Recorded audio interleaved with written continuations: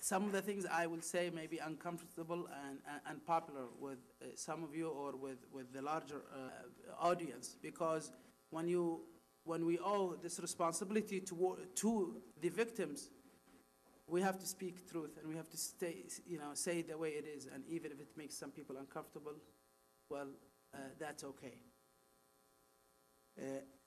First, let me just tell you a brief description of Saudi Arabia. Saudi Arabia was founded about 70 years ago by a ruling family that considered the country to be a farm that it owns. It owns everything on it, the oil, the people, the land. And it's the largest absolute monarchy ruled by a family that named the country after its name. And it continues to exploit the population, the wealth, and the country to expand its influence around the world. And like Sarah said, instead of building schools in Saudi Arabia, they spend their money to spread their ideology across the globe, not only in the United States. I mean, and that's a big subject to speak about. That country suffers from the worst type of human rights violation. Saudi Arabia, for example, still witnesses the marriage of an 8-year-old girl to a 55 or 60-year-old man. And it's pretty legal and allowed. Not only that, under the law, if you are 80, you can marry a one-day-old child. It's allowed. You can go, and if the father will sell you that child, you can marry her at age 1 day. And it's still allowed under the Saudi justice system. And if you don't believe me, look at memory. You will see the videotape of one of those clerics talking about it. Saudi Arabia is the only country in the world that has continued to have public executions by the sword, just like 1400 years ago. They still cut the head off of criminals or sometimes opponents of the government in public. Its treatment of women is the worst in the world. It's the only country in the world where women cannot vote, cannot drive, and in actuality, in law, women are classified as the property of their male guardian. So if you are a woman, no matter how smart you are still owed or answered to your male guardian, even if he was 15 years old. It's the only country in the world where apartheid between men and women is the official policy. So the situation of human rights there is one of the most brutal and abysmal in the world. There are so many incidents of human rights situation that I can go through maybe until noon. But for example, if you are a non-Muslim and you die in Saudi Arabia, you're not allowed to be buried there because you are considered unclean.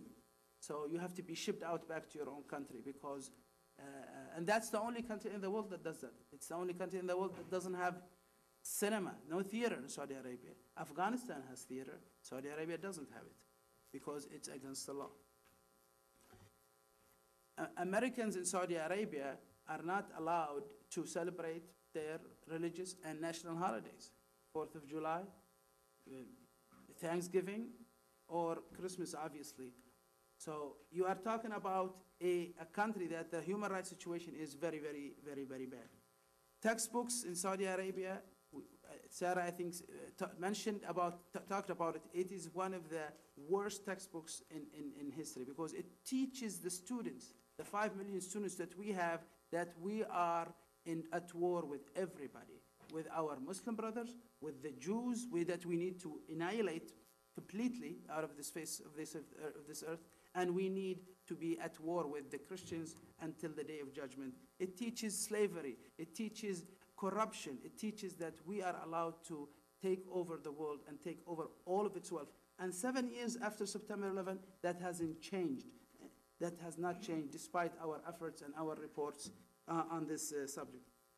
The Saudi penetration of the United States continues until today, despite 7 years after September 11. Not only the universities that are being bought and silenced by millions of dollars, but we're talking about think tanks, US politicians, and even security agencies. Louis Freeh, the former head of the FBI today, is now paid by the Saudi government to defend the $2 billion corruption case of the former Saudi ambassador, Bandar bin Sultan.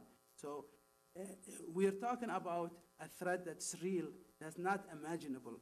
We are talking about the fact that, for example, US agencies have not done their work in pursuing the source of September 11. Like I was saying earlier, the recruiter of September 11 hijackers, Sheikh Ahmed al-Hawashi, where they came down and gave him an oath to death, that man's have never been questioned by the Saudi government, nor sought by the US government for questioning.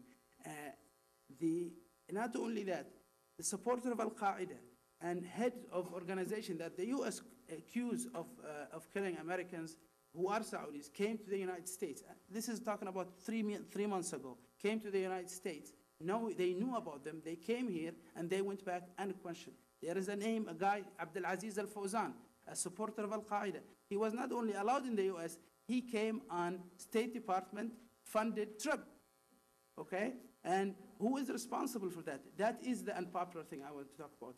You are seeing a problem that the penetration is so severe, people are saying nothing about it.